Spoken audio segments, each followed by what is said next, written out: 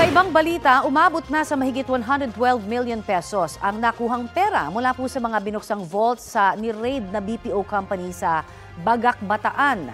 May paliwanag naman dito ang pamunuan ng kumpanya. Balitang hatid ni Salima Refran.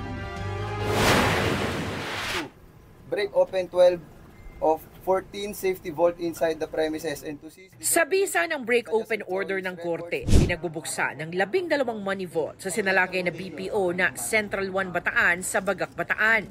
Ang mga hindi mabuksan ng access code ng kumpanya, binaklas ng Bureau of Fire Protection gamit ang portable spreader at iba pang equipment. Bulto-bultong pera ang nakita. Ang iba, nakabungkos na tigi 1 milyong piso at nakaplastik pa.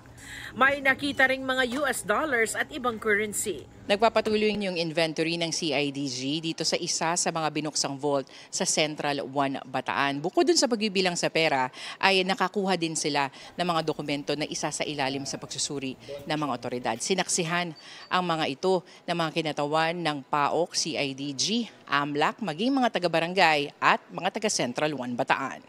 Umabot sa mahigit 112 million pesos at 170,000 US dollars o abot sa halos 10 milyong piso ang nakuha sa 12 vault. Hindi pa kasama rito ang pera sa iba pang currency tulad ng Malaysian ringgit at Singapore dollar. 2 vault ang nauna ng binuksan ng i-raid ang BPO noong Oktubre na naglalaman naman na mahigit 30 milyong piso. Yung pera, operations po ito. It's a big company employing 1,600 employees.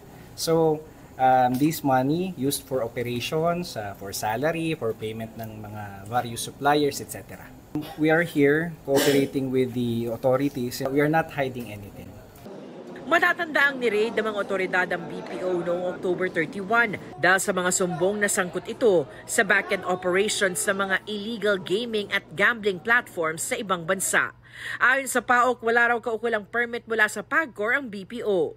Pinabulaan na naman ito ng pamunuan ng Central 1 Bataan. Salima Refran, nagbabalita para sa GMA Integrated News.